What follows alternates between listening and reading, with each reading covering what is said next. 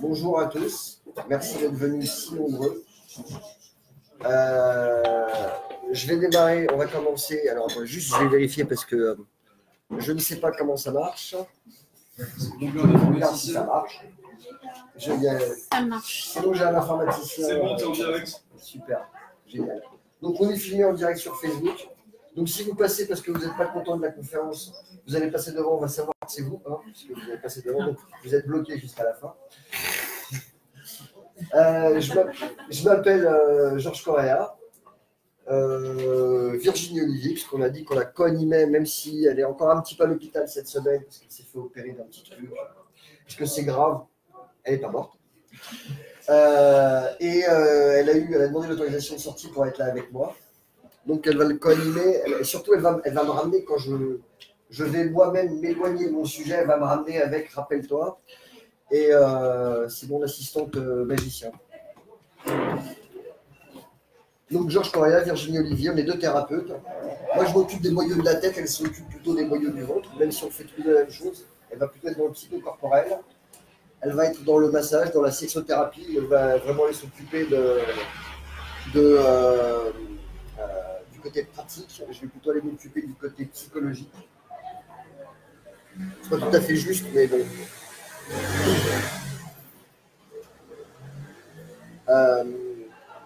Ce soir, donc, on va parler de manipulation et de séduction. Je sais que j'oublie un truc, j'allais vous dire quelque chose et tout d'un coup, je me suis perdu tout seul. Ça va venir. Alors voilà comment ça se passe. Ces conférences sont interactives. Ce n'est pas sous forme de débat où vous avez le droit de ne pas être d'accord avec moi, parce que vous finirez par l'être. Je suis persuasif, je suis un grand manipulateur et j'ai un côté pervers dans lequel je veux absolument avoir raison jusqu'au bout. Donc, vous n'imaginez même pas qu'à un moment donné, vous repartirez en pensant que vous avez raison et que j'ai tort. Le but, c'est que nous ayons raison ensemble. Ma technique s'appelle le paradoxe émotionnel. Qu'est-ce que c'est qu'un paradoxe? Entre.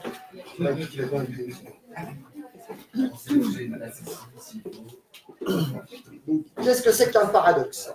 Nous avons tous des paradoxes et nous sommes tous des paradoxes. C'est-à-dire qu'en même temps, nous voulons une chose et son contraire. Un paradoxe, c'est quand on n'est pas d'accord avec quelque chose sur soi-même. C'est-à-dire qu'on dit un truc et on fait souvent le contraire. C'est quelque chose qui est séparé. Résoudre un paradoxe, c'est réussir à comprendre comment on les lie ensemble. C'est-à-dire que comment, en même temps, on a envie de sécurité, en même temps, on a envie de liberté, et comment on va monter dans la symbolique pour comprendre ce qu'est le sentiment de liberté et pas la liberté, comment c'est le sentiment de sécurité et pas la sécurité. Sinon, dans le physique, on est enfermé à être obligé de choisir entre l'un et l'autre. Résoudre un paradoxe, c'est résoudre une émotion. Dans notre vie, depuis qu'on est tout petit, on va être confronté à des paradoxes. Le paradoxe, il vit en nous parce qu'on n'arrive pas à monter dans l'esprit. Pour vous expliquer un petit peu comment je le conçois, imaginons, il y a quelques mecs, pas beaucoup, mais il y en a quand même quelques-uns, je suis content. Imaginons que nous soyons des éclairs au chocolat et que nous voulions voir le monde comme étant un éclair au chocolat. Et nous sommes d'accord pour dire que l'éclair au chocolat, c'est la pâtisserie qu'on aime. Et de l'autre côté, on a les religieuses. Allez, vous avez l'image? Eh bien, si je vous dis, ouais, ok, t'as raison, t'as le droit de ne pas être d'accord avec moi, parce que toi, t'es une religieuse, moi, je suis un éclair au chocolat, machin. Ouais, on se met d'accord pour dire que c'est des gâteaux. Vous avez compris, une fois qu'on a compris que c'était des gâteaux, on s'en fout. C'est du chou, de la crème, machin. Si on aime, c'est cool. Si on n'aime pas, dans la boulangerie, il y a plein d'autres trucs. On n'est pas obligé de choisir l'un ou de choisir l'autre. Ou on peut choisir les deux, à condition de savoir que ça s'appelle gâteau. Donc le but n'est pas d'avoir raison tout seul et vous de ne pas avoir raison, ou le but n'est pas de vous expliquer quelque chose que vous n'auriez pas compris. Je ne vous donnerai que des lieux communs dont vous n'avez aucune conscience. C'est-à-dire que quand quelqu'un, l'un d'entre vous, va me poser une question, quand je vais répondre dans son système, je vais lui dire quelque chose qui lui est inconnu parce que c'est inconscient. mais on doit être, je sais pas, 25, un truc comme ça. Les 24 autres, quand je vais donner la réponse, vont être d'accord avec moi. Parce qu'il s'agit d'autres. Et chacun va dire, ah bah ouais, c'est vrai, c'est pas faux. On va dire que c'est totalement vrai. Et il n'y a pas de vérité universelle dans ce que je vais raconter. Ça ne sera jamais comme mon point de vue. Mais quand je m'adresse à la personne, je vais toucher quelque chose qu'on appelle la structure, la personnalité, quelque chose dont on se défend bec et ongle pour pouvoir s'identifier à ce truc-là. Et au moment où je vais parler à la personne, il va faire bah non, quand même. Et c'est pour ça que je le filme. Comme ça, vous allez pouvoir le revoir. Et au bout de la 5e fois où vous allez vous regarder, vous allez peut-être comprendre ce que vous aviez eu du mal à entendre. Moi-même, je me regarde plusieurs fois dans mes vidéos parce que même moi, j'apprends de ce que je vous raconte. C'est Paulo Coelho qui disait, quand je relis mes livres, ce sont mes lecteurs qui m'expliquent ce que j'ai écrit. Voilà, c'est à ça qu'on va jouer. Est-ce qu'il y a déjà des questions? Il y avait, j'ai entendu tout à l'heure, de quel type de relation? Je suis désolé, il y a un petit peu trop de bruit dehors. J'ai entendu tout à l'heure, de quel type de relation on va parler? Dans la séduction et la manipulation. De toutes les relations. Évidemment, celle qui a envie, celle qui déchaîne les passions, c'est la relation amoureuse. Parce que bah, c'est là où on va être le plus proche d'un autre être humain et on va vouloir le convaincre que c'est nous qui savons et l'autre qui ne sait pas. Pas tout de suite, au bout de 6 mois seulement. Un peu avant. Et ça dépend de la pathologie de chacun. Mais moi, j'ai fait qu'une moyenne. Hein. Je fais des généralités. Hein. Je ne m'occupe pas des cas particuliers quand c'est moi qui cause, sauf quand c'est moi qui cause à quelqu'un. Mais aussi de la relation familiale, de la relation professionnelle. Et peut-être la plus difficile à percevoir, la relation de soi à soi. Parce que comment voulez-vous rentrer en interaction avec un autre être humain en ayant conscience de qui on est, en ayant conscience de qui il est, si déjà on s'échappe à soi-même? Alors vous m'opposerez tous autant que vous êtes et vous aurez raison. Oui, mais moi je me connais. Au moins un petit peu. Sachez que si vous vous dites ça, c'est que vous passez à côté. Ce que vous connaissez, c'est le carton de pâte que vous avez mis en face pour donner l'illusion à l'autre en face de qui vous êtes. Alors c'est dommage, je n'ai pas de pièce de 2 euros. Bon, on va le faire avec une pièce de 5 centimes. Quand je regarde cette pièce et que je vous demande de vous identifier à moi de ce côté-là, vous, ce que vous voyez, c'est ce côté-là. Donc, tout ce que vous pouvez dire sur moi, je suis gentil, moi, je suis ceci ou moi, je suis cela, vous êtes en train de prononcer une part de vous et l'autre, il voit aussi exactement le contraire. C'est-à-dire que le gentil d'un côté, c'est aussi le mec qui est capable d'être conscient ou méchant de l'autre côté. Comme on n'a pas confiance, on n'a pas confiance, hein, c'est pas ça. Comme on n'a pas conscience du méchant, on va le créer en face pour pouvoir lui en vouloir. Et ensuite, on va pouvoir se venger. On va dire, mais c'est lui qui a commencé. Et on va pouvoir exprimer ce qu'on ne voulait pas vouloir de ce côté-là, qui était le méchant. Donc, le grand séducteur, c'est moi. Et le grand manipulateur, c'est toujours moi. Mieux je me manipule, mieux je séduis, moins je me connais, moins je suis crédible.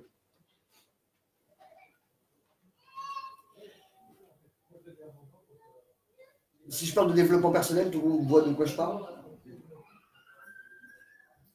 Quand on fait du développement personnel, de la spiritualité, quand on démarre dans ces trucs-là, ce que l'on veut, c'est connaître la règle du jeu.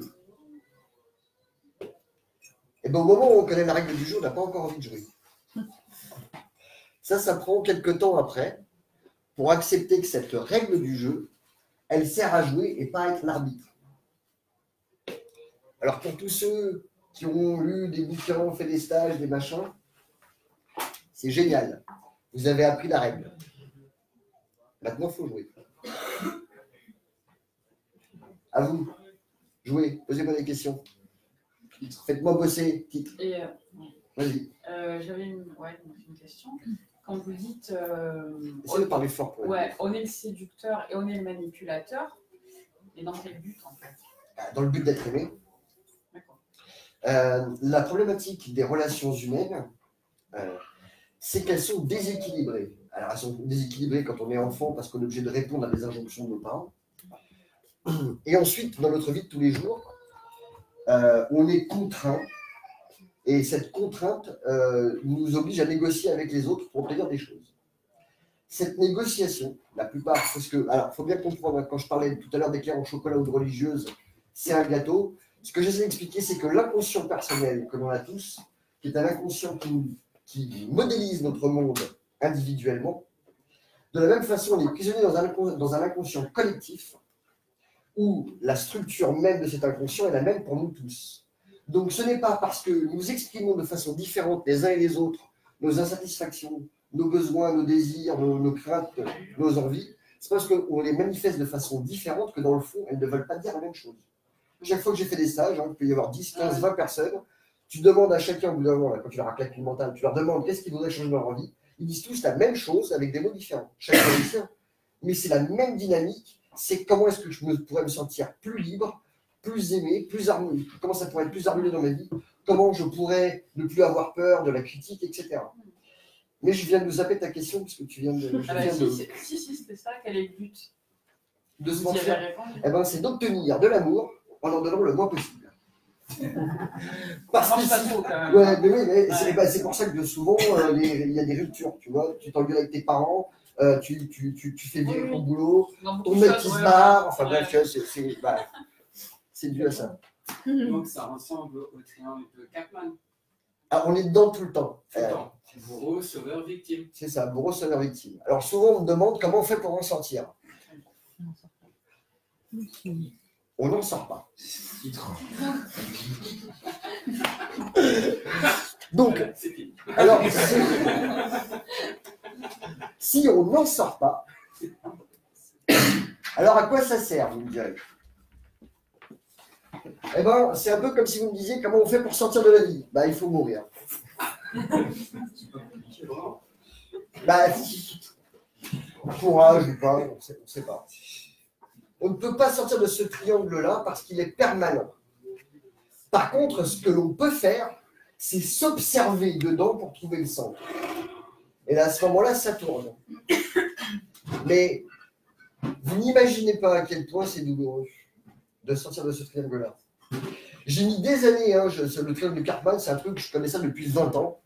Et je me disais, je repérais l'autre. Dès qu'il était bourreau ou victime ou sauveur, je le repérais direct. Je dis, mais je ne me voyais pas tout le temps dedans. Quoi. Je me disais, putain, merde, mais quand est-ce que ça s'arrête? Et surtout, pourquoi ça commence?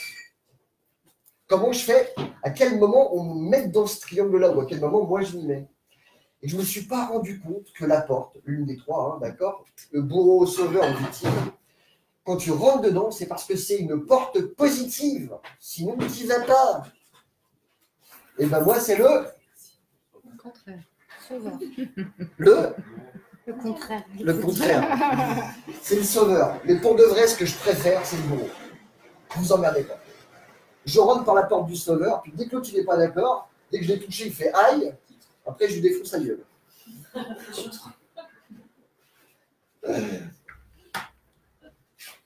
Il a fallu que je le regarde pour qu'ensuite je puisse utiliser ça à bon escient.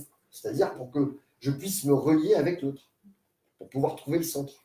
Et si je refuse de regarder à quel endroit je me trouve, je vais continuer à jouer le bourreau ou je vais vouloir jouer le sauveur, tout en imaginant que je suis ailleurs, que c'est l'autre qui est dans le triangle, mais que moi je ne veux pas rentrer dedans, tout en jouant avec lui.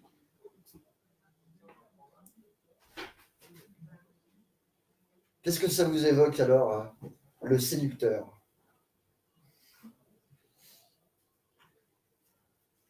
Le manipulateur? Ouais, sûrement. Moi, je dirais qu'ils sont les trois, le séducteur. Il sait se placer comme une victime, comme un bourreau, et comme il joue, en fait, pour arriver à ses fins d'une manière ou d'une autre. Ouais.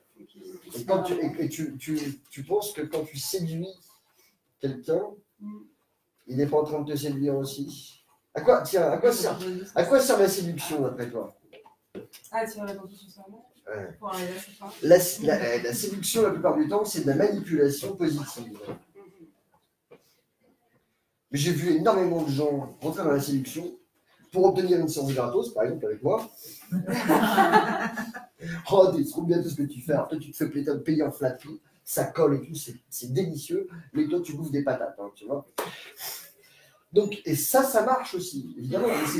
La séduction, la plupart du temps, est faite pour obtenir aux dépens de l'autre. Alors, on va dire, oui, c'est la manipulation, mais tu appelles ça manipulation que quand tu as perdu. Hein. Tu vois ce que je veux dire? Quand tu as gagné, tu te dis c'était génial.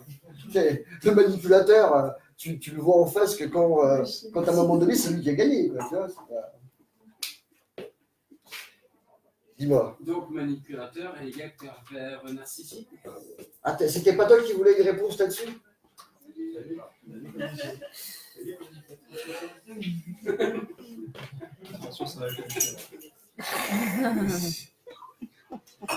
Est-ce que les pervers narcissiques existent? Non. Si, Oui. si.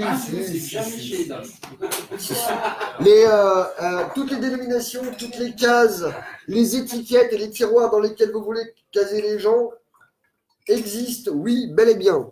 Mais ce ne sont que des cases dans lesquelles on va rentrer quelqu'un dedans. Qu'il y ait des gens qui aient une structure tellement solide qu'ils ne se remettent jamais en question, ce qu'on appelle un pervers narcissique. Oui, messieurs, dames, ça existe. Et alors? Vous les avez rencontrés? Posez-vous les questions de savoir pourquoi, peut-être. C'est que je ne vais pas me faire des amis. J'ai rencontré une nana qui me dit oui, mon mec, c'était il y a quelques années, j'étais encore sur Bordeaux. Oui, mon mec, c'est un pervers narcissique. Et il dit c'est génial. Combien de temps avec? 10 ans. Oh putain, la vache. Non mais sérieux, tu passes 10 ans, tu sais que c'est un pervers narcissique.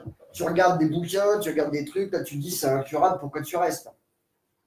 Il y a bien un truc à travailler avec ça. Je veux dire, ton manque d'autonomie, il en est où par rapport à sa perversion? Est-ce que le manque d'autonomie, est-ce que le manque de courage n'est pas une forme de perversion? Est-ce que le fait de rester alors qu'on sait qu'il faut partir, est-ce que ce n'est pas une forme de perversion? Alors bien sûr, hein, je n'ai pas dit que l'autre il n'était pas. Mais comment on le récupère en termes de miroir? Comment, même si, allez, supposons on est exactement le contraire de l'autre. Cool. Et alors, on est l'alpha et l'oméga du truc. Moi, je suis le gentil, l'autre c'est le méchant. Je l'ai rencontré, c'est de sa faute. Non, il m'a séduit. Le pervers narcissique, c'est lui. Il m'a séduit. J'ai été séduit. Il m'a appris quoi? Que je suis crédule. Il m'a enfermé. Qu'est-ce qu'il m'a montré? Que j'étais faible. Et alors, quand est-ce que je vais le regarder? Au bout de 2 jours, au bout de 2 ans, au bout de 10 ans, au bout de 20 ans. Oui, bien sûr, ça existe. Mais le problème, c'est pas de les fuir. Hein. Ils vous rattraperont. Vous en retrouverez d'autres sur votre route. Hein. Ils reviendront, vous les attirez comme un aimant. Si vous ne voulez pas regarder ce qui vous manque pour vous l'apporter, bah, l'autre, il va venir avec des fleurs. Il y a des épines. J'ai bien froid. En même temps, c'est de ta faute. Pourquoi tu commences avec des questions pareilles? Je croyais qu'il fallait participer. Eh là, mais t'as bien fait. Titre, c'est ça? Ça, c'était sur Facebook. Bonjour, toi là-haut. Tout seul. Dans vos relations à vous, vous avez forcément des problématiques que vous n'arrivez pas à toucher, des paradoxes. Est-ce que vous avez est-ce que vous avez envie? J'ai essayé de créer un climat de bienveillance en parlant de pervers narcissique, par exemple. C'est peut-être pas le bon truc, mais bon. J'essaie de créer un climat de bienveillance pour que vous puissiez aussi exprimer sans forcément rentrer dans les détails. Mais si vous avez envie que tous ensemble, ça règle, ou ça, en tout cas, ça puisse mettre en lumière quelque chose. Toujours difficile au départ de démarrer, hein, pour parler de ça. Hein. Bon, rare, hein. Parce que tout à l'heure, avant que ça démarre, tout le monde m'a posé des questions en aparté. Et il n'y a plus personne, j'ai dû les noter tout à l'heure. Hein. Sur Facebook, ils sont seuls. Donc... Il y a des questions là. Dis-moi. Ah. Vas-y, vas-y. Non, mais vas-y, vas-y. Comme je dis, personne, Alors, quelle est la passerelle pour apprécier, accueillir la souffrance dans la passion? Tu peux préciser ta question?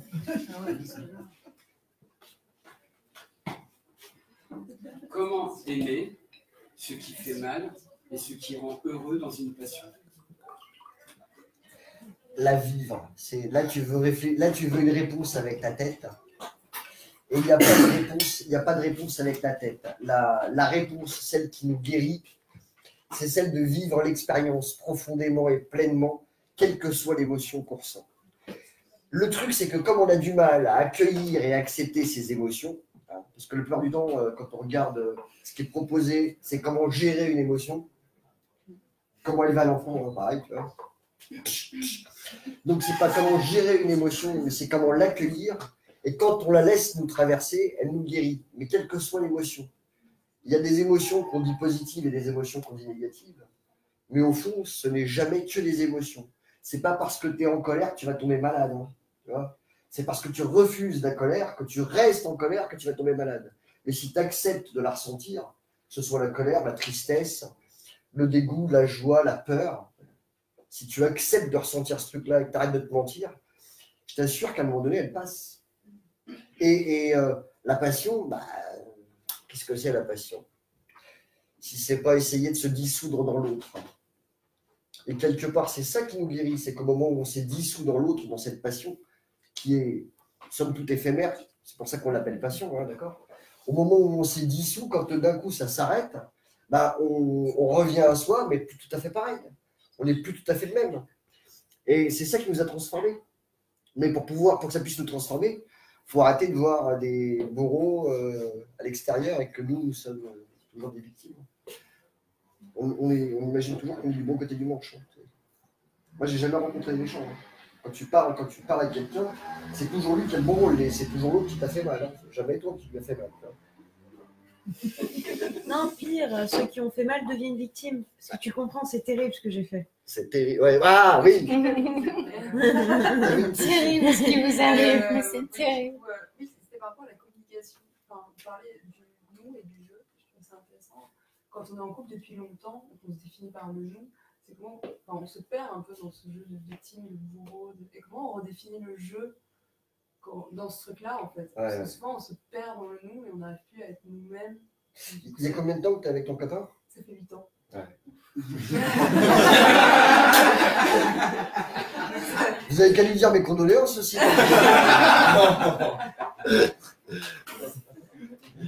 Bon, tu t'es déjà réindividualisé, hein, d'accord? Là, tu t'es perdu les 3 premières années, où tu as vraiment fusionné complètement, puis après tu as commencé à profondément t'engueuler avec, vous avez chacun trouvé vos marques, mais aujourd'hui, vous avez tellement fermé de portes que vous ne savez plus où sont les clés pour ouvrir les serrures pour pouvoir vous retrouver de temps en temps. Voilà, ouais. Voilà. Le classique, c'est le schéma. 8 ans, Ah ouais, on imagine toujours que notre histoire est absolument particulière et que nous, on ne fait pas comme les autres. Hein. Tous les gens qui se marient, je dis, tu sais, il y a un mariage sur eux qui finit par un divorce, il dit oui, mais moi pas. Puis 2 ans après, ouf. Alors, il y en a certains, ils mettent 10 ans à se marier. Il faut les enfants, machin, la maison, là. Et puis, au moment où ils ont fini hein, les 3 crédits, c'est-à-dire le môme, sur 25 ans, la baraque, sur 25 ans, et le mariage, ça s'appelle une pension compensatoire, c'est pareil, c'est sur 25 ans. Quand tu as eu les 3, normalement, tu pars. Et quand ça fait 10 ans qu'ils sont ensemble, on va se marier. Je dis, bah, mes condoléances. Ça, c'est cousu de fil blanc. Statistiquement, c'est impossible. Tu es arrivé à la fin. Tu veux sauver le truc, tu vois. Tu veux sauver les meubles de la noyade. Alors, pour toi, parce que ça correspondait un peu, mais ta question, c'est comment se réindividualiser. Là, ton problème, c'est pas de te réindividualiser. Ton problème, c'est plutôt de comment accepter de lui en vouloir de tout ce que vous vous êtes fait pour pouvoir le retrouver de temps en temps. Et alors, on fait comment? Alors, j'ai un cadeau pour toi. J'ai un plan du labyrinthe. Attends 2 secondes. Dès que je le retrouve, je te le donne.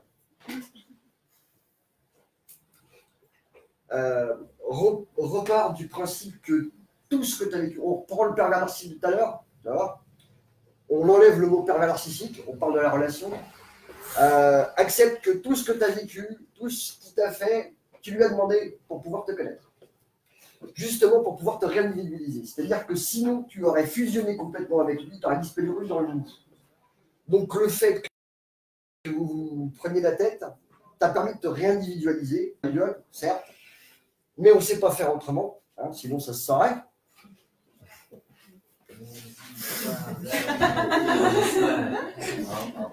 Et donc le fait de te réindividualiser t'a permis de retrouver de l'énergie pour toi, ça t'a permis de retrouver, de pouvoir retrouver une envie personnelle que tu as pu acquérir parce que tu t'es donné le droit de te venger.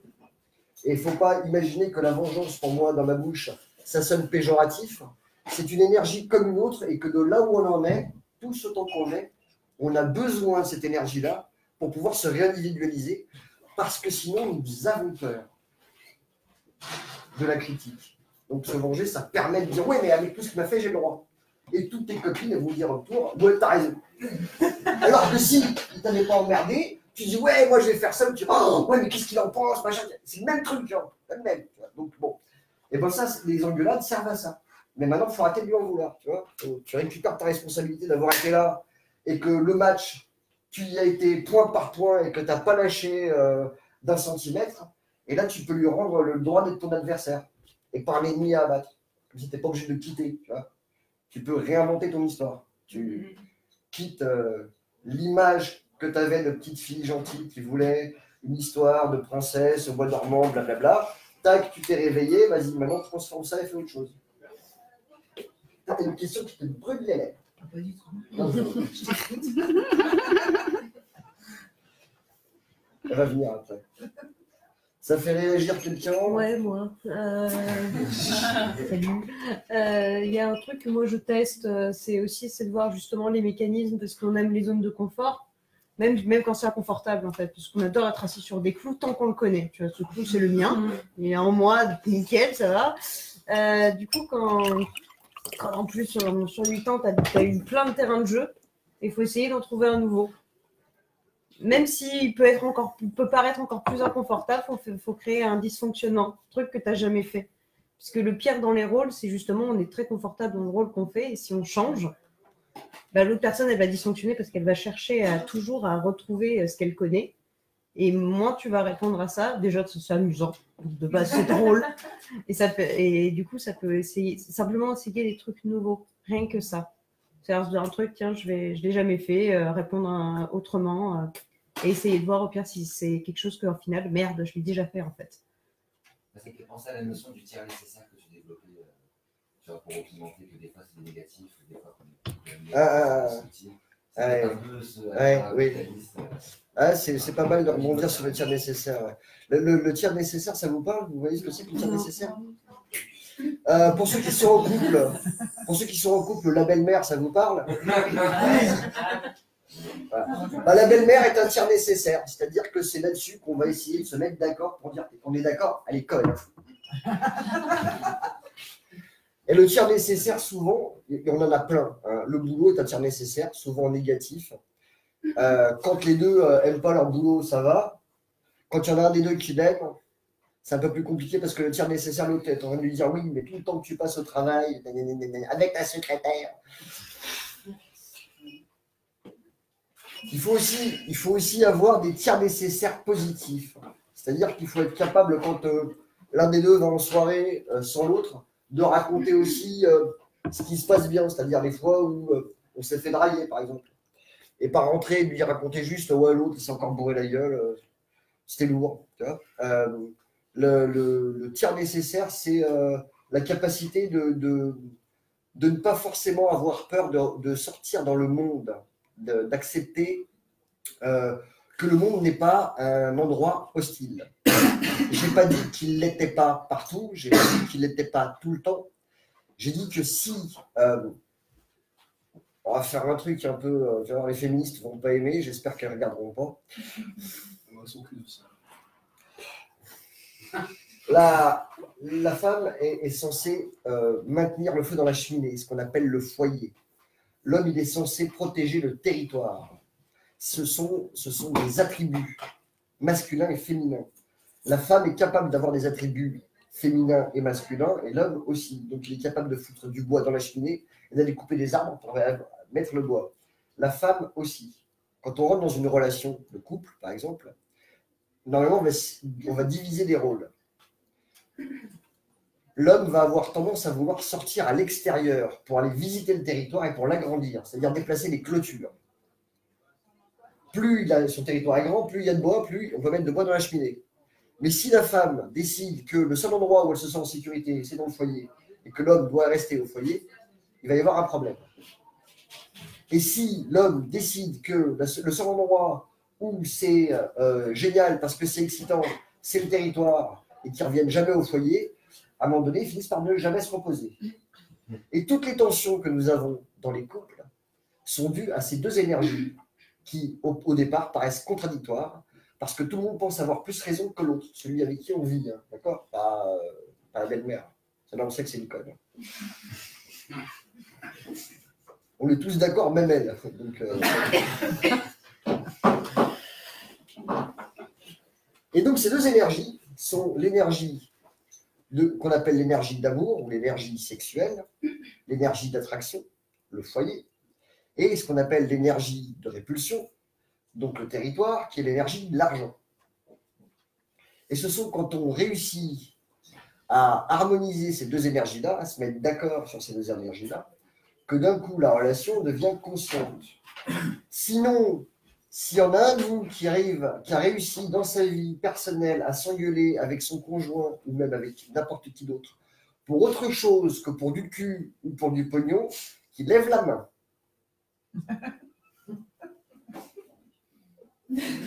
Ah si, il n'aime pas mon chat.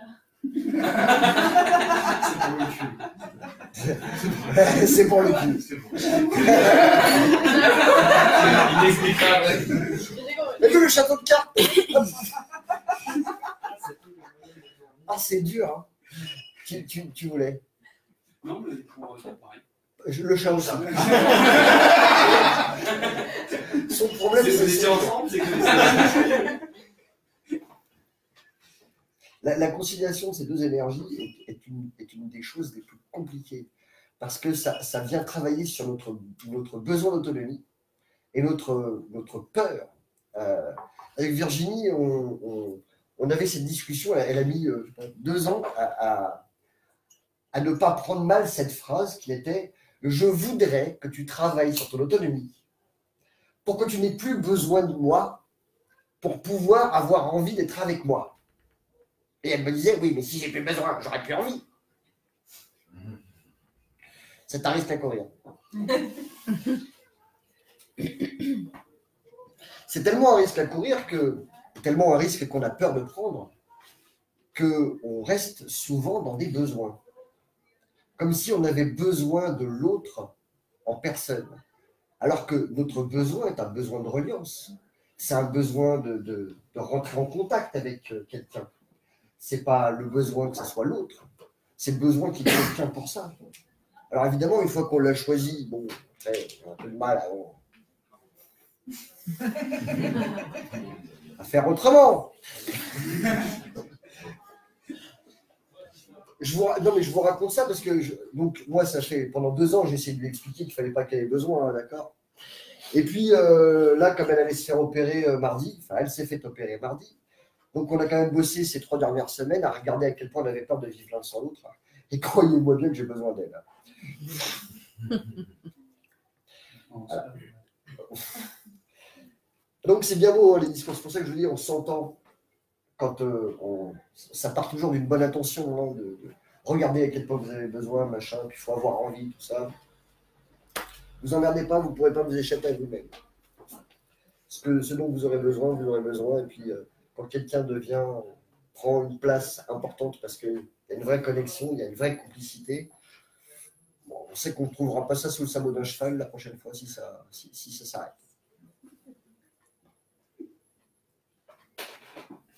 Sauf si c'est un chat. Ouais,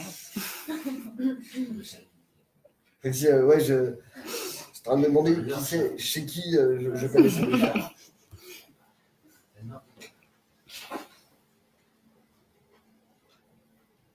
Vous n'avez pas d'interagir, hein, quoi. Je vous intimide. Ta grande taille, c'est sûr.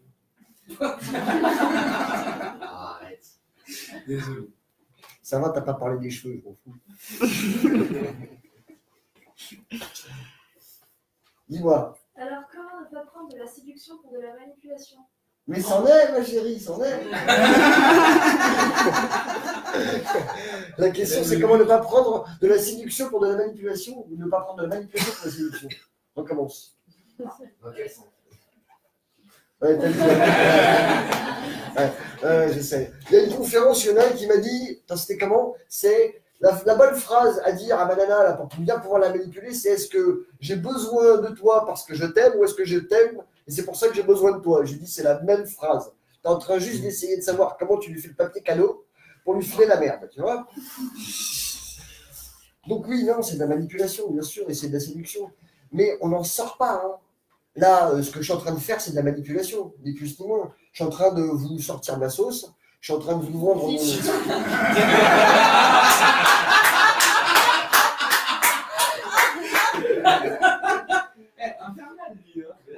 Non mais je lui dis que pour cette conférence-là, il avait le droit de me casser les couilles.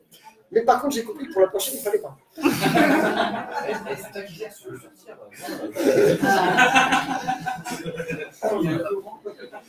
Bien sûr que c'est de la manipulation, c'est constant. On ne pourra jamais sortir du fait de manipuler l'énergie. On est toujours en train de proposer des trucs à l'autre, même quand on se tait, on propose des trucs. Par notre simple présence. On est toujours en train de manipuler de l'énergie. On est toujours en train de manipuler l'autre. Comment rester positif en fait. Comment rester positif? J'aime bien cette phrase qui dit suite à joie. C'est-à-dire que si cette manipulation-là, elle te correspond et qu'elle t'apporte quelque chose, c'est cool. Si tu n'as rien à y gagner, c'est que tu es en train de te faire avoir, tu vois. Mais tu pensais à quoi en particulier? Garder, essayer de faire le moins de mal possible. Ah oui, mais là tu pars déjà le moins de mal possible, ça va. Genre, tu dis pas ta nana que t'as été voir ailleurs, par exemple? Non, parce que dans manipulation, c'est un côté négatif. Oui. Et c'est justement de faire une manipulation positive. Mais dans la séduction, c'est pas positif, c'est pas négatif, la séduction. Ça dépend des personnes.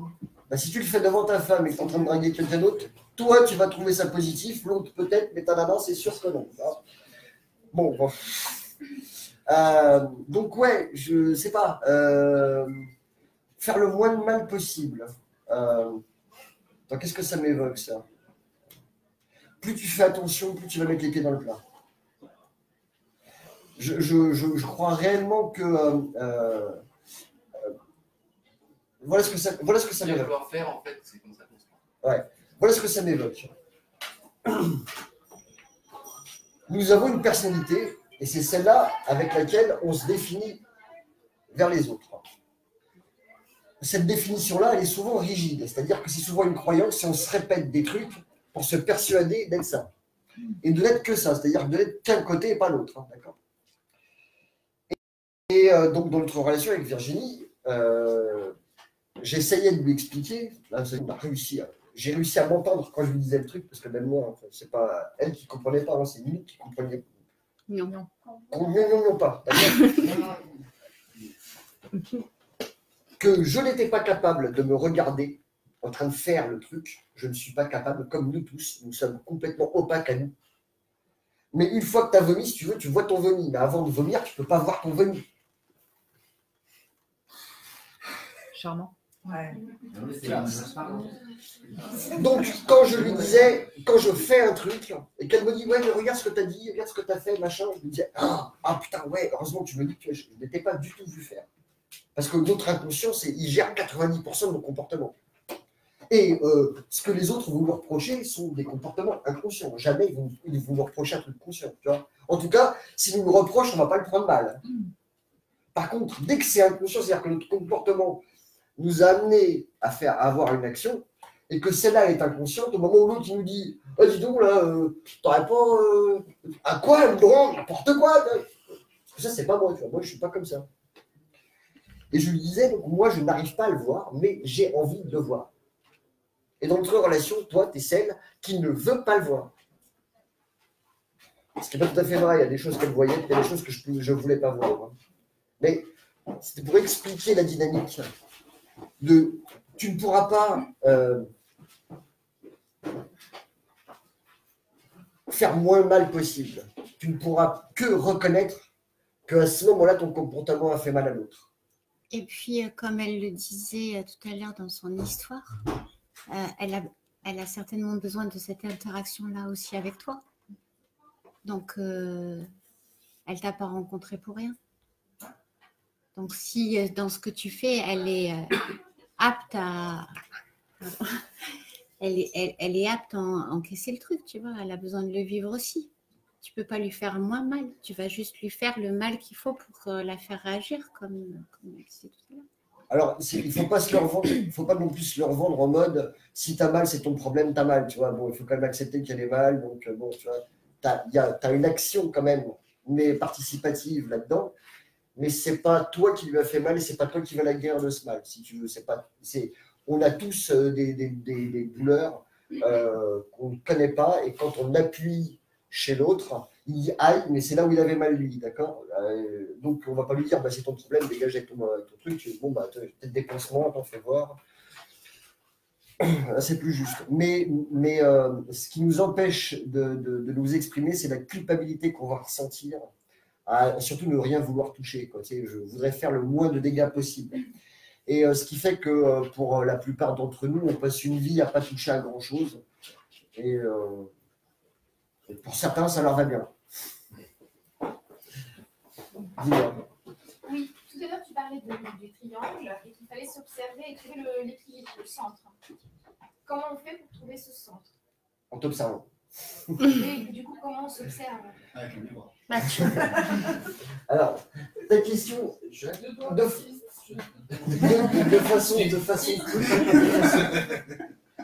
de façon plus précise. Quel est l'exemple auquel tu penses en posant ta question? Avec qui? J'étais en relation pendant 8 ans, on avait un parfait équilibre. Avec elle? Non. Après le geste, on aurait cru. Parce que c'est les mêmes 8 ans, mais pas ensemble. Elles sont contentes de se rencontrer, elles ont des trucs à se raconter. Donc, on avait trouvé, je pense, le parfait équilibre. Sauf que moi, ça m'ennuyait. Ça m'a ennuyé au bout d'un moment, en fait. Hein. C'est lassant, c'est ce que tu viens de dire juste à l'instant. Il y en a certains, ils passent leur vie comme ça. Et en tout cas, je suis sortie, alors complètement. Et j'ai fait au sein du triangle. C'était l'horreur. Donc moi, je reviens de ça. Et maintenant, j'essaye de retrouver un équilibre dans un triangle. Quoi. Avec la même personne? Oui, avec la même personne. Ouais. Si tu veux, le truc, c'est que tu pensais que tu avais trouvé un équilibre pendant 8 ans, alors que pendant 8 ans, vous aviez surtout créé une SARL à but éducatif et financier. Et pour maintenir la SARL, vous êtes devenus 2 associés et vous preniez la carte bleue de l'entreprise en essayant que l'autre ne sache pas où vous savez que tu dépensais ton émotion. Et lui, pareil. Et donc, vous êtes arrivé à un moment, non pas où vous étiez en équilibre, mais à un moment où vous n'étiez plus capable de parler parce que tout ce que vous alliez dire, vous mettrez l'un ou l'autre, ou l'un et l'autre, en danger. Ce qui s'est passé, c'est qu'à un moment donné, tu en as eu marre de te taire, tu as commencé à vouloir lui dire qui t'étais. Évidemment, lui, c'est un taiseux. Donc lui, s'il se tait, c'est parce qu'il ne veut pas entendre non plus, d'accord? La bouche et les oreilles marchent ensemble.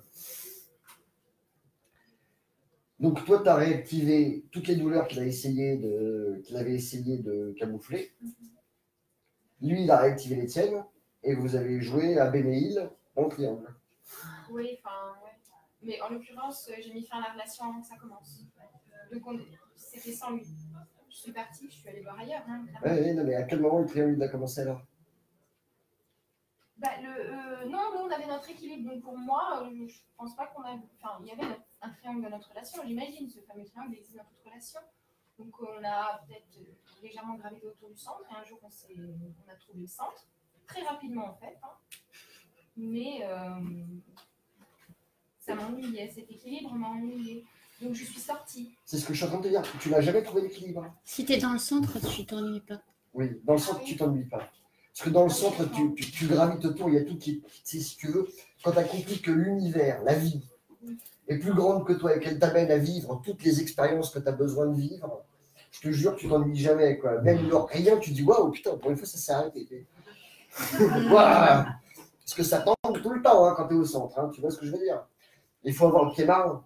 Donc, quand tu t'ennuies, souvent, moi, dans les relations, hein, je te raconte d'expériences personnelles, c'est comme ça que ça résonne chez moi.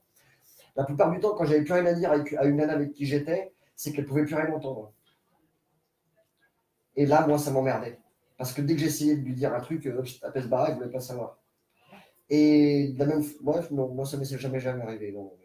Si tu veux, la problématique de la relation, c'est que dans les questions que vous posez, il y a une notion de bien et de mal. Quand il parle de perversion, de manipulation, de manipulateurs dans le triangle de Cartman, par exemple, il n'y a pas de notion de bien et de mal pour nous. Tout est bon à prendre. Donc, comment tu t'observes? Quand tu es manipulateur, tu t'observes en tant que manipulateur, mais tu ne te juges pas comme manipulateur. Tu regardes juste ce que tu es en train de manipuler. Et là, ça tangue, comme il dit, et ça te permet si les deux personnes arrivent à se regarder à ce moment-là, tu es capable de donner ton émotion. C'est ce qu'il disait aussi tout à l'heure, si tu bouges et que ça la fait réagir, il faut accepter aussi qu'elle réagisse. Et toi, de réagir. Et cet endroit-là, il n'est pas forcément facile. Tu vois, tu t'ennuies pas. Hein, au contraire, hein, c'est la grande marée. Hein. Mais par contre, tu apprends énormément de toi. Si tu veux, c'était tellement simple de ne rien dire que quand tu ne pouvais plus faire autrement que lui montrer, tu as préféré dire c'est fini. Mais toujours pour ne pas parler. Il y avait la distance entre nous qui a fait. Oui, la distance, c'est une distance émotionnelle parce qu'on ne peut plus dire à l'autre qui on est. C'est une question de mots. Des mots qui veulent dire la même chose, mais qui ne sont pas compris ni de l'un ni de l'autre. Par rapport à quoi? Quand on cherche justement à faire réagir l'autre par rapport à certaines choses qui ne vont pas ou qui vont bien, l'autre personne n'est pas. Elle est sûrement d'accord avec nous, mais elle n'a pas les mêmes mots. Alors, oui, le problème de sémantique, souvent, c'est que quand l'autre t'a dit quelque chose, ça t'a fait mal, et tu lui demandes de reformuler pour qu'il tape ailleurs. Les discussions de sémantique avec moi, je ne l'aurais pas dit comme ça. Souvent, c'est que tu as tapé exactement au bon endroit. Ce n'est pas un problème de mots, ce n'est pas un problème de vocabulaire, ce n'est pas un problème de synonyme, c'est un problème d'émotion. C'est la vibration qui est soutenue sous le mot, c'est la vibration du mot qui vient nous heurter, qui vient nous percuter là où on a mal émotionnellement. Là, on n'a pas guéri un truc. Franchement, le mot qui est utilisé, on s'en fout. Si à cet endroit-là, quand l'autre il dit un truc, chez toi, il n'y a pas de problème, il peut utiliser il peut même être vulgaire, tu t'en fous. Par contre, si ça fait mal, tu vas lui demander de mettre des virgules, des guillemets, des machins, de mettre des... T'es sûr que c'est comme ça? Parce que moi, je leur ai dit autrement. J'avais un pote, c'était un jeu, hein, on buvait 2 bouteilles de vin en 2h30, on faisait le monde, puis à un moment donné, tac, j'appuyais, il me dit, ouais, non, moi, je l'aurais pas dit comme ça. Puis alors, ça commençait, je l'aurais pas dit comme ça pendant 1 heure, jusqu'au jour où je lui dis, putain, tu sais qu'on est en train de dire la même chose. Il me dit, ouais, mais non, si, je te jure, on dit la même chose, mais tu le dis mieux que moi. Ah, c'est bon, bois ton verre.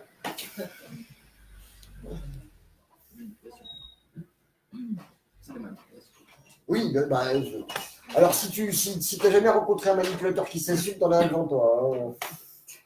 C'est ça qui me permet, quand on veut m'amener dans des endroits où j'ai pas envie d'aller, lui dire attends 2 secondes, je te vois faire. Ça, c'est moi. Moi, je le fais mieux que toi. Donc, et tu joues au tennis avec un mec qui joue pas bien, tu vas pas baisser ton niveau de jeu pour jouer avec lui. Tu vois, tu mets 6-0, 6-0, 6-0, on n'en parle plus. Ça ne veut pas dire qu'il n'a pas le droit de jouer avec toi, mais pas baisser le niveau de jeu quand même.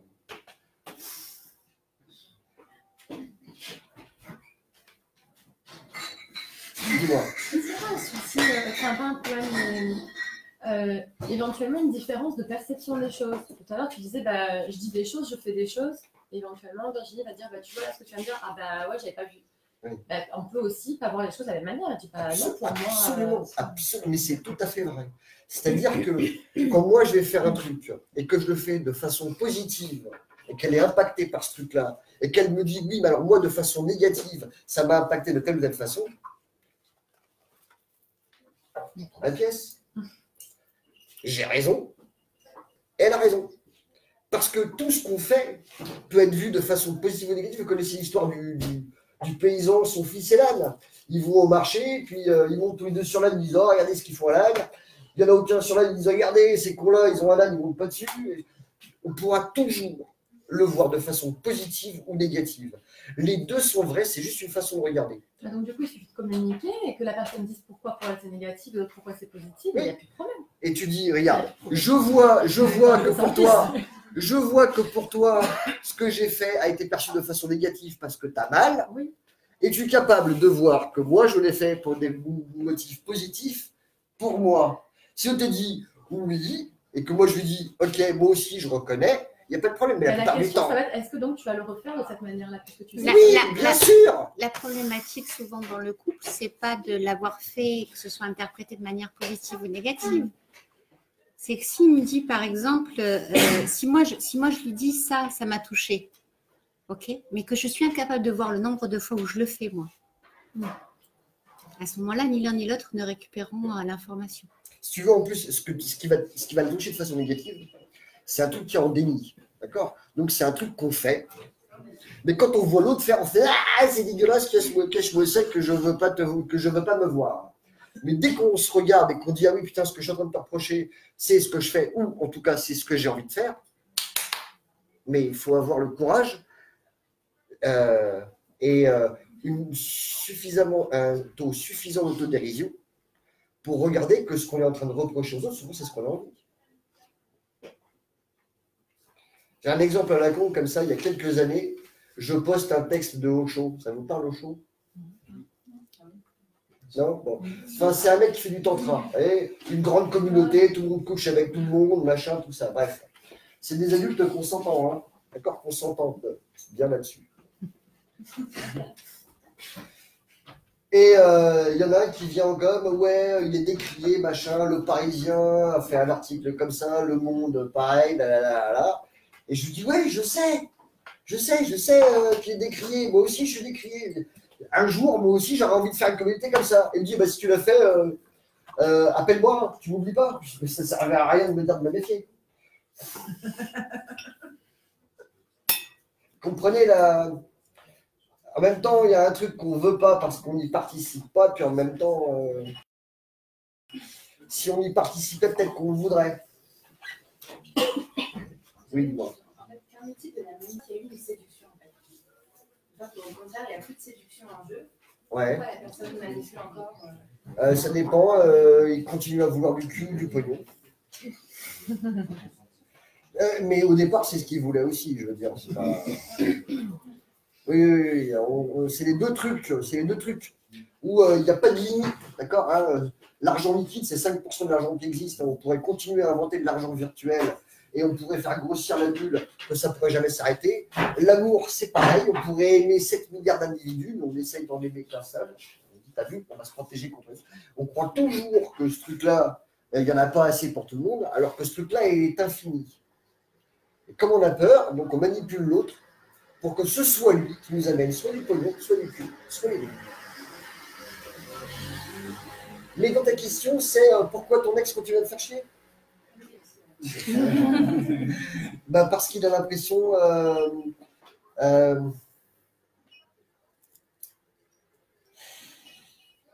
il a fermé sa gueule pendant qu'il était avec toi parce qu'il avait peur de te perdre. Et maintenant qu'il a perdu, il n'a plus rien à perdre, donc maintenant il essaie de récupérer ses billes. Mais pourtant, il est conscient des raisons qui ont fait que... Ah oui, mais ça n'empêche pas, il est conscient avec sa tête, ouais, il le sait avec sa tête. Mais son ventre, il lui dit casse-lui les couilles. Et ça marche, hein, d'ailleurs. Ça marche pas pour moi, enfin, ça marche surtout pour mon entourage. Du coup, ça fait aussi chier mon entourage. Parce que moi, Et tu voudrais que ça s'arrête? Ben ouais, aussi. Bah dis-lui pardon.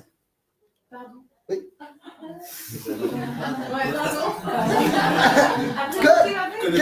Après, tu vois, après tout ce qu'il m'a fait, mais il te l'avait fait avant ou après la rupture? Il te l'avait fait avant ou après la rupture? Là, il a fait avant et Et alors, est-ce que. Ouais, mais alors, est-ce que sous le mot ex, il y a écrit pervers narcissique en petit? Non, il était très manipulateur. Et tu sais, moi, quand je te regarde, t'as rien à lui envier. Ou tu sais très très bien faire.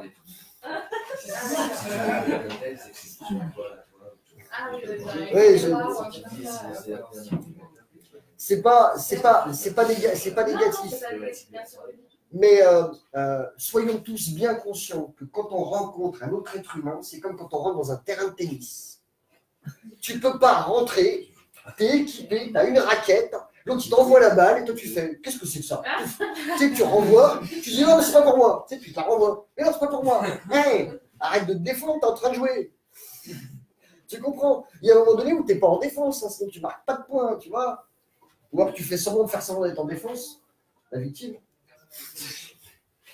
Mais pour de vrai, toi, tu es plutôt un serveur balayeur, tu vois, toi, tu montes au filet, tac, tu lui rends ce qu'il. Mais dans la seconde, quoi. Il n'a pas fini de t'emmerder que déjà tu l'as rendu. C'est pas vrai, ça? Allez, vas-y, avec un peu d'autodérision. Non, mais après, enfin, je sais pas. Mais l'histoire est assez compliquée aussi. Bon, on n'est pas obligé d'entrer dans les détails. Non, Si tu veux, c'est l'autodérision, c'est pour rire. Non, c'est pour rire. Tu sais, la vie, c'est un truc, ça va s'arrêter un jour, t'emmerdes pas. On est tous logés à la même enseigne. Donc, tant qu'on est là, tu vois, sous cette forme-là, parce que c'est la seule fois où on va venir sous cette forme-là. Enfin, moi, hein, vous, c'est sous la vôtre, hein, d'accord?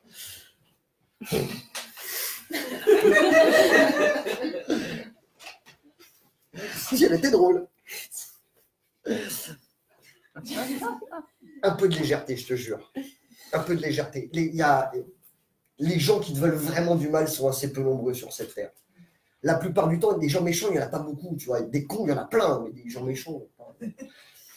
Et souvent, quand on rencontre, moi au début, il y a 3 ans, j'avais une marotte extraordinaire, les cons, tu vois, pour moi c'était une marotte. Je ne comprenais pas comment il pouvait y avoir des gens qui sont aussi cons. Mais j'en voyais partout, quoi. Dès qu'il y en a un qui ouvrait la bouche, je dis, mais qu'est-ce qu'il est con, qu'est-ce qu'il est... Mais c'était un truc, mais tout le temps, tu vois, le matin que je me réveillais, j'allumais Facebook, putain, oh là, il poste des conneries, l'autre il dit des conneries, l'autre il fait des conneries. Il y a des cons partout. Il y a un jour, je me suis rendu compte que si j'étais entouré de cons,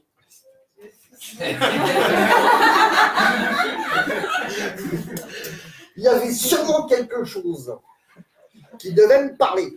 Il y avait peut-être un message que la vie, tu sais, Dieu, l'univers, je sais pas. Il y avait un message qui disait, vas-y, regarde qui t'es. Le monde que tu es en train de créer, là, tu vois, tous les gens que tu vois, tu ne les vois pas. Toi, tu vois ce que tu penses d'eux. Et ce que tu penses d'eux, c'est des intentions que tu leur prêtes. Donc, c'est à toi. Et comme tu leur prêtes, ils vont finir par te les rendre. Pour un vomi, comme disait Claude. Pour un rendu, c'est pareil. Ça renvoie, quoi.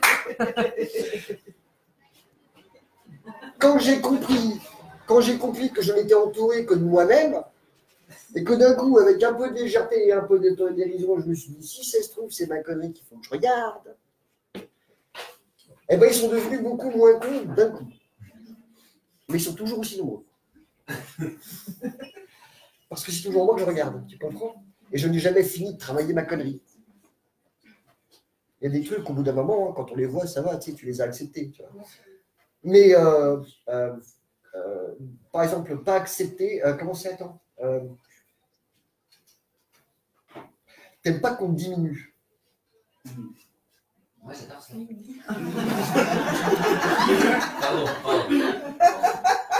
T'aimes pas qu'on te diminue, tu sais, quand quelqu'un te fait une remarque, t'as l'impression qu'il prend pour une moins que rien.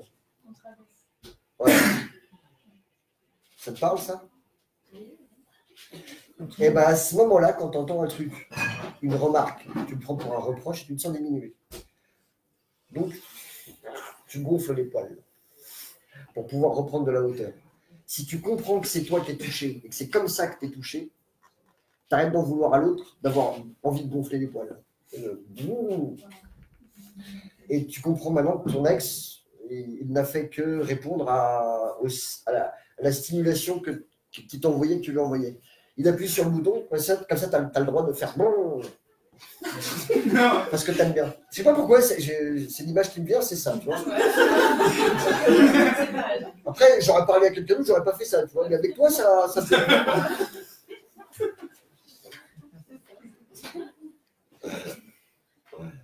Dis-moi.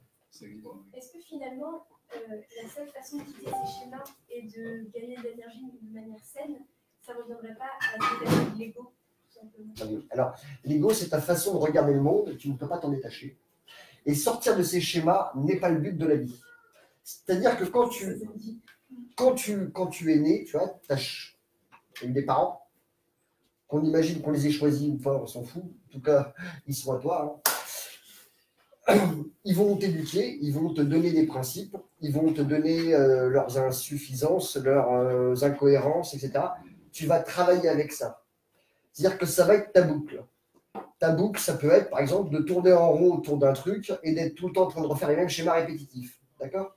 Si tu fais des schémas répétitifs et que tu vas voir un thérapeute pour lui dire comment on fait pour en sortir, il va essayer de te faire une autre boucle et puis tu vas voir que quelques semaines plus tard, tu vas revenir dans ta boucle parce que c'est la tienne, de boucle. Tu comprends? Moi, dans ma boucle, si je vais être tout le temps en train de chercher la relation de fusion-défusion avec ma partenaire, toutes les femmes que j'ai eues avant, je leur ai demandé la même chose. C'est toujours la même boucle. Le but n'est pas de sortir de cette boucle-là, mais c'est d'être conscient de ta boucle. Quand tu es conscient de ta boucle, tu arrêtes d'en vouloir à l'autre, de revivre tout le temps les mêmes schémas, parce que tu sais que c'est dans ces schémas-là que tu vas apprendre qui t'es. Parce que tu ne seras pas quelqu'un d'autre que toi. Jamais.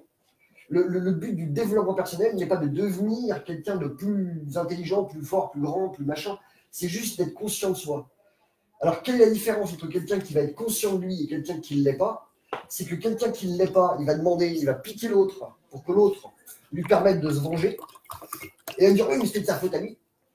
Et quand tu commences à prendre de la conscience, au bout d'un moment, tu finis par moins dire c'est lui, tu commences à prendre la responsabilité de tes actes. Mais c'est toujours la même boucle quand même. Je veux dire, tu ne sors pas, tu vois. Cette boucle-là, elle te permet, comme des billes, de rentrer en interaction avec d'autres billes qui sont d'autres consciences et de les faire bouger et eux de te faire bouger. Mais tu tourneras toujours dans ta bille. Tu ne sortiras pas de ta boucle. Tu seras juste conscient que c'est ta boucle. Parce que c'est là-dedans qu'il y a la conscience de toi. C'est pas à l'extérieur de toi. C'est pas en dehors. C'est imaginons que la conscience, c'est quelque chose qui est en dehors de nous, d'accord? Notre façon de la regarder, notre façon de la comprendre, notre façon de la saisir, c'est dans la boucle, c'est dans la matière, c'est dans notre expérience.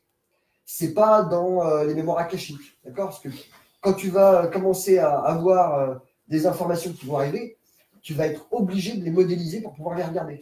Tu vas être obligé de leur donner une forme. Si ta forme, c'est d'en vouloir, voiture. Oh là là, je dois être fatigué, moi. Il y a un truc avec la voiture? Rien. Attends, c'est un exemple pour moi. 2 secondes, attends. Si ta façon de regarder une bagnole, c'est de la regarder de l'extérieur, c'est pas la même chose que si pour moi, c'est de la regarder de l'intérieur. Et tu ne pourras kiffer le truc que si tu es dehors pour la regarder. Donc, c'est ça. Donc toi, pour kiffer le truc, tu te mets toujours à l'extérieur de la relation pour regarder comment ça marche. Mais tu vas avoir du mal à la vivre si de temps en temps, tu n'es pas dedans. Si tu n'es pas pleinement dans le jeu au moment où tu t'engueules avec l'autre. Tu vois? Si tu es tout le temps en train de te dire, oui, mais moi, j'ai pas envie. Moi, je veux regarder le truc de l'extérieur. Moi, je ne veux pas que ça me touche. Hein, c'est ça? Eh bien, tu vas avoir du mal à jouer avec ta boucle.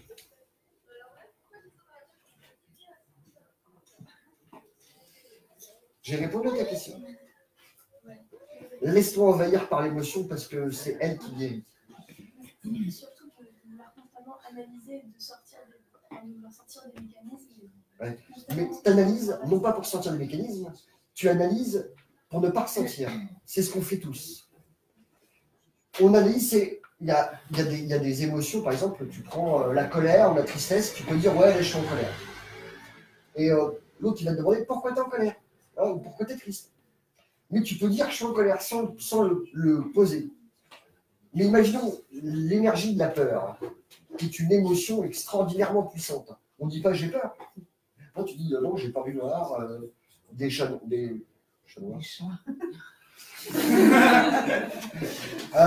J'ai peur de l'altitude, j'ai peur des hommes, j'ai peur de machin, mais je dois avoir peur de quelque chose. Mais l'émotion de peur, je crois que c'est le truc le plus partagé au monde, où on passe 98% de notre temps à réguler des trucs pour la peur. Hein.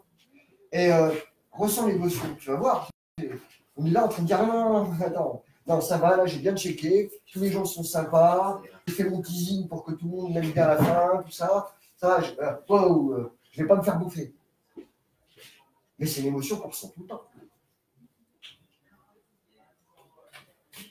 Et la plupart du temps, le cerveau, il est là pour réguler cette émotion-là, pour pas qu'on la ressente profondément. Quand on accepte de ressentir l'émotion, c'est elle qui coupe le mental. La plupart du temps, j'entends dire qu'il faut couper le mental. Je te jure que si tu coupes le mental, au moment où ça va remonter, ça va être un raz-de-marée. Donc accepte juste de le faire monter, et qu'au moment où ça monte, ça lui, cette émotion-là coupera le mental jusqu'au point où il est capable de pouvoir le supporter. Parce que le but de l'ego, le mental, le machin, tout ça, c'est juste de me garder en vie. Il ne faut pas croire que ça m'ennuie. Tu vois. Tout ça, c'est que des histoires spirituelles dans lesquelles on a dit ouais, la religion c'est de la merde, la spiritualité c'est bien. Et puis on a recréé Dieu et le diable, tu sais, l'ego, l'esprit. Ah, mais il y a toujours de la dualité, alors il y a toujours un bien et un mal. Ah merde, faut que je me débarrasse de mon ego. Oh, fait chier. Alors moi j'ai essayé, hein. Et puis après je restais chez moi. Je faisais plus rien parce que dès que j'interagissais avec quelqu'un, je me disais, mais c'est de l'ego qui parle. Ça s'appelle de l'ego spirituel.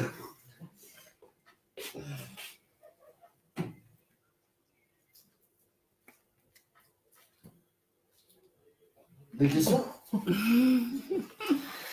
Comment je sais depuis combien de temps je parle, moi? Ça fait 1 heure et quelques. 1 heure et? Et des brouettes. Et des brouettes? Bon. À peu près 6 brouettes. Donc il y a des personnes plus ou moins manipulatrices, plus ou moins sélectrices, oui ou non? Non. Il y a des occasions, juste. Alors, il y a des gens plus ou moins manipulables? Non.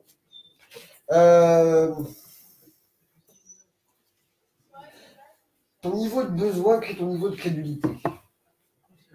Si tu es très crédule, si tu as énormément de besoins, tu vas avoir besoin de rencontrer des gens qui vont te promettre de te sauver toi-même. Ils vont venir. Tu vas les attirer comme un aimant attire le côté pile, attire le côté face. Je ne suis pas sûre de ça. Alors, tout ce que tu mets en déni de toi se représente sous l'autre face. D'accord? Si moi, je veux être un mec gentil, et j'ai voulu l'être pendant des années, j'ai été très gentil, j'étais un garçon très gentil, je vous assure. Ça ne se voit pas comme ça aujourd'hui, hein, mais j'ai voulu être quelqu'un de très gentil. Et je n'avais que des gens qui avaient envie de me casser les couilles en face. Parce que je voulais surtout pas rentrer en guerre contre eux. Donc l'autre, il me dit, tu peux pas être la moitié de toi-même. Allez, vas-y, secoue-toi.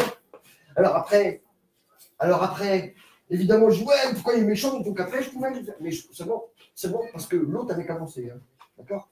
Mais pour de vrai, j'ai jamais été qu'une partie de moi-même. Donc oui, manipulable, manipulé, est-ce qu'il y a des gens plus manipulateurs que d'autres? Il y a des bons commerciaux. Mais ils ont lu des bouquins pour ça, ils ont fait des formations, tu comprends? C'est pas... au départ, on part tous avec la même chance de manipuler les autres. Après, il y en a, ils voulaient manipuler en voulant obtenir, et l'autre en faisant semblant de se faire cueillir. Pour moi, c'est égal. Il y a une question, Il y a une question de Sophie sur Facebook qui t'a dit est-ce que du coup une relation sans emmerde, sans casse-couille, sans dispute et sans fake, ça pue? Ça, c'est Sophie. C'est pas là? Ouais. Sophie est la retour. Ah, ouais, mais tu vas t'emmerder, Sophie. Tu vas t'emmerder. Tu n'as pas envie de ça du tout. On dit c'est ton clone de Bordeaux. Elle n'aime pas du tout les histoires où il n'y a pas d'emmerde. Mais elle voudrait, hein, elle fait semblant qu'elle a envie, tu n'en es pas. Elle voudrait. Je vais te présenter, comment tu t'appelles? Églantine. Églantine, tu demandes Églantine sur Facebook. Elle t'expliquera au bout de 8 ans comment elle s'est fait chier. Non, mais en plus, elle le sait, parce que bon, voilà. Mais non, on n'a pas du tout envie d'une relation avec quelqu'un dans laquelle on ne s'emmerde pas. Hein. C'est pas vrai. Hein. On a envie que l'autre nous emmerde. Hein. Mais gentiment, tu vois. On a envie qu'il nous contredise pour nous permettre d'évoluer, mais qu'en même temps, ce soit entendable aussi quand nous, on a envie de le contredire. Le problème, c'est qu'on voudrait bien que l'autre nous entende quand on lui dit un truc, mais quand lui nous dit un truc, on lui dit attends, non, c'est moi qui t'explique des trucs, c'est pas toi qui va commencer à le faire, hein, tu vois. Ah non. C'était dur, parce que moi, je pars du principe que j'ai tout compris, donc... Quand elle m'expliquait un truc, je disais non, mais attends, essaye d'abord de comprendre ce que je te raconte, tu vois. C'était prendre le problème à l'envers, ça. Par exemple. Parce que si j'écoutais le truc, bon, ça aurait été plus vite. Ah non, tu avais la bonne intuition, c'est Sophie. Ah, c'est Sophie Spatch-Manat. Non, mais t'as pas du tout, alors pas du tout envie, encore moins que l'autre.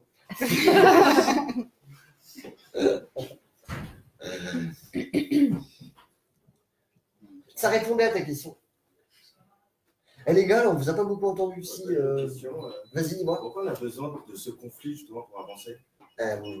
Parce qu'on ne s'aime pas assez pour pouvoir l'avoir de façon bienveillante. Attends, je vais essayer de répondre en 2 temps. On a besoin de conflit parce que on est dans une recherche telle de sécurité que la seule façon de bouger, c'est de prendre un coup de pied au cul. Sinon, on est capable de se laisser mourir sur place. C'est tellement bien. Le bain est chaud. C'est la grenouille. Le bain est chaud. Ça, c'est la première. Et la deuxième, regarde dans tes expériences. Moi, je regarde dans mes expériences. Quand je suis heureux, quand je suis trop heureux, je flippe de monter à un tel état de bonheur en me disant, mais de l'autre côté, quand ça va revenir, ça va être horrible. Donc, moi-même, je me bascule vers le bas, parce que vers le bas, c'est beaucoup plus simple de prendre un coup de marteau sur le doigt et de t'en vouloir ou d'en vouloir au marteau pendant des semaines, plutôt que pendant des semaines de dire, oh putain, comment c'était génial. Avec, on a une incapacité à être heureux pour nous-mêmes, et puis en plus, on a tellement peur que les autres nous reprochent d'être heureux, parce que tu sais, des gens, sinon, qu'est-ce qui t'est arrivé comme clé dans ta vie? Tu parles avec quelqu'un, alors c'est quoi les nouvelles? Tu sais, les nouvelles, c'est toujours, ouais, tu sais, les galères au boulot, dans la vie financière. Il n'y a qu'un moment où tu as le droit de ne pas être en galère, c'est quand tu pars en vacances. Mais il ne faut pas leur dire combien tu as dépensé, hein, sinon ils vont t'en vouloir aussi, tu vois. Enfin, si c'est pas eux, ça sera ton banquier, de toute façon. Donc ouais, on a une proportion à avoir du mal à accepter le bonheur qui est commune à tous. Hein. C'est très très très très dur d'accepter d'être heureux pour rien.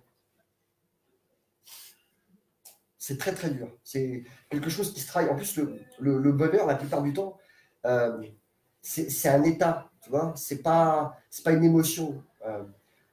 Nous, ce qu'on voudrait, c'est avoir des émotions positives, genre, je dois me kiffer tout le temps, quoi. Tu sais, moi, si j'étais Brad Pitt, moi, je me kifferais tous les matins, de péter dans mes draps de soie, je me kifferais.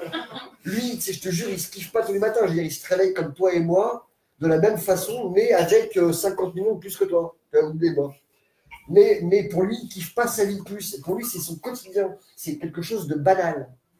Nous, ce qu'on veut, c'est sortir du banal pour obtenir quelque chose de magnifique tout le temps, où on serait tout le temps en train de kiffer. Mais personne ne kiffe tout le temps. Personne n'est malheureux tout le temps. Mais si on commence à regarder que notre minimum syndical à nous, il faut le monter tout doucement pour que notre minimum syndical, ça soit des relations qui soient équilibrantes ou équilibrées, un minimum, toujours un peu plus, que ce qu'on appelle abondance, c'est ne manquer de rien, mais faire la différence entre les vices et les envies. Si, au fur et à mesure qu'on regarde et qu'on monte notre niveau de médiocrité, notre niveau de médiocrité sera à un niveau qui sera au-dessus de ceux des autres. Mais moi, quand je raconte ce que j'ai fait dans ma vie, il y a des gens qui me disent « Waouh, mais c'est génial !» Non, pour moi, c'est normal. Mais juste parce que tu ne l'as pas fait. Mais pour moi, c'est banal. C'est de ne pas l'avoir fait qui m'aurait tué. Et on est en train de vouloir des trucs exceptionnels. Alors, c'est normal que ça fasse ça. Tu vois. Tu dis que c'est banal, mais t'as pas des moments de fierté de ce que tu as fait ou des moments où tu as un peu envie d'étaler la confiance sur toi aussi, comme tout le monde a. Si, regarde, qu'est-ce que je suis en train de faire là? Si, bien sûr, mais dans la vie de tous les jours, c'est pas le truc, tu sais, tu viens d'acheter une nouvelle bagnole, tu vois, toute neuve. Les 15 premiers jours, tu sais, tu regardes si elle marche, tu vois. Toute la journée, tu en rêves et toute la nuit. C'est marrant qu'il dise ça à moi qui va te permis. Ça tombe bien. Parce que tu kifferais, peut-être que. Mais au bout de 15 jours, c'est devenu banal, je te jure, la poubelle qui était celle d'avant deviendra la poubelle qu'est celle-là. Mais pendant 15 jours, tu dis à tout le monde, quand tu rentres dedans, on mange pas dedans, on fume pas dedans, et puis au bout de 15 jours, toi tu vois de quoi je parle. Voilà. Mais en tout et pour tout, ça dure 15 jours. Après, ça devient banal. Pourtant, c'était une bagnole, et tu aurais les moyens d'en acheter une 10 fois plus chère, ça serait la même poubelle, pareil. Hein. Je veux dire, c'est pas juste, elle serait 10 fois plus chère. Et c'est quoi, le couple séparé?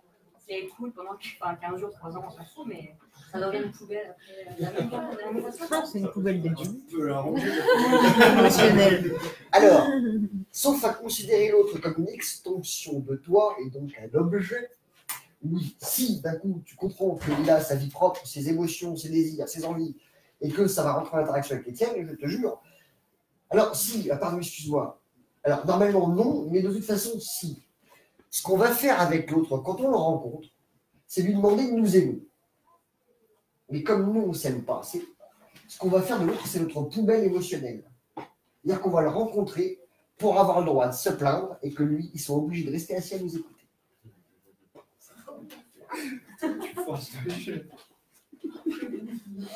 Quoi? C'est pas ce qui vous arrive à tous? Je suis tout seul dans ce cas-là. Oh merde, putain, merde. Qu'il écoute et qu'il réagisse un petit peu. Il prend dans l'action. Voilà, c'est ça. Sois d'accord que tu es la plus malheureuse du monde, mais que lui n'a pas le droit de se plaindre. Et qu'il doit, il est obligé d'écouter. Hein. Il doit, parce qu'en plus, il se bat. Alors, attends, c'est quoi le mot? C'est ouais, vous êtes tous des lâches. C'est ça le mot. Alors que non, nous, on essayait de préserver l'intégrité émotionnelle, tu vois.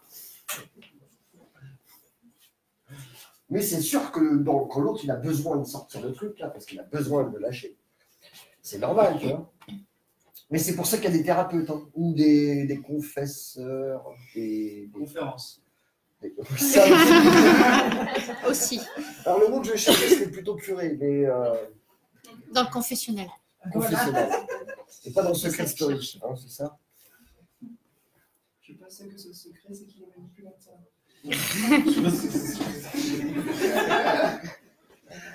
Est-ce que vous avez d'autres questions?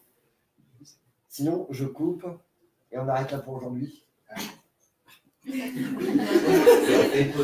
alors, en général, c'est à ce moment-là que tout le monde pose des questions. Alors, du coup, quand je dis une dernière question, sinon je coupe, c'est là où. D'abord, il y en a pour 1 heure. Vas-y, à toi. Tout le long, on a l'impression qu'on est tous un peu ancrés dans des schémas qui se répètent, qui au fil des années. C'est quoi un peu, enfin, c'est un petit secret. J'ai entendu cette idée d'autonomie, de vraiment que chacun soit autonome, et du coup, on arrive à se retrouver parce que aussi, on trouve ça beau, que chacun vive sa vie, et de faire des ponts à des moments, mais aussi d'être bien. Et il y aurait quoi d'autre parce qu'au fil des années, on a entendu aussi ce rapport d'un quotidien qui s'installe, qui est pesant. Donc, ce serait quoi le petit truc pour faire en sorte justement On met du piment? Ouais, voilà, c'est ça. Et sur 1 an, 2 ans, 3 ans. Alors, remettre du piment. Tu connais l'amour rodéo? Non. C'est quand le mec il se met derrière sa femme, comme ça, et puis il lui met les mains sur les seins, et puis il lui dit donc, t'en as presque des aussi beau que ma secrétaire. Tu veux mettre du piment dans ton couple. Alors c'était un exemple, non, mais c'était un exemple à la con, mais c'était pour mettre une petite fléchette en plein centre. Si tu veux mettre du piment dans ton couple, dis-lui qui t'aime. Tu sais, la plupart du temps, on veut mettre du piment, on veut de l'excitation. Alors, on a une vie, elle est banale, quotidienne, routinière. Bon. Et puis tu vas au boulot, et puis il y a une nouvelle nana qui vient d'être embauchée. Alors, tu lui as fait les yeux doux à la machine à café, puis elle a fait semblant de ne pas te regarder. Puis au bout de quelques semaines, tu as son numéro de téléphone, tu lui envoies des textos, Puis au bout de quelques semaines, vous vous envoyez des sextos. Et puis tu vas te cacher aux chiottes pour pouvoir répondre.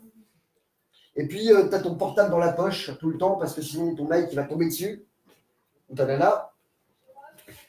Et on appelle ça une vie excitante ou trépidante. Sincèrement, hein, moi, ce que je trouve excitant, c'est quand je rentre et je lui dis, putain, la secrétaire, là, la petite, elle est mignonne comme tout, franchement, waouh.